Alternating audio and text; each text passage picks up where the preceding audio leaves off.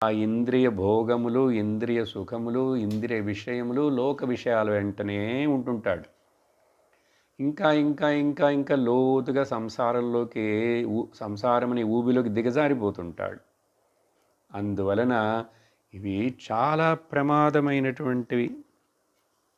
పాము విషము కంటే కూడా ఒక చెడ్డ మాట ఏదైనా విన్నామనుకోండి, ఫర్ ఎగ్జాంపుల్ మనల్ని ఎవరో ఇన్సల్ట్ చేశారు. ఇన్సల్ట్ చేసినప్పుడు ఆ మాటలే కదా ఇన్సల్ట్ అంటే ఏమిటి, మన చెవులో పడ్డాయి. కానీ ఎంత బాధపడిపోతాం, ఎంత కోపం వస్తుంది, ఎంత తపన పడిపోతాం, ఎంత పగ ఏర్పడుతుంది కదా, ఎంత డిస్టర్బ్ అయిపోతాం. అది స్లో పాయిజన్ లాగానే నాకు నేను సుఖం లేకుండా, నా మనస్సుకి శాంతి లేకుండా చేసుకుంటున్నానంటే నన్ను నేను చంపుకుంటున్నట్లే కదా మరి.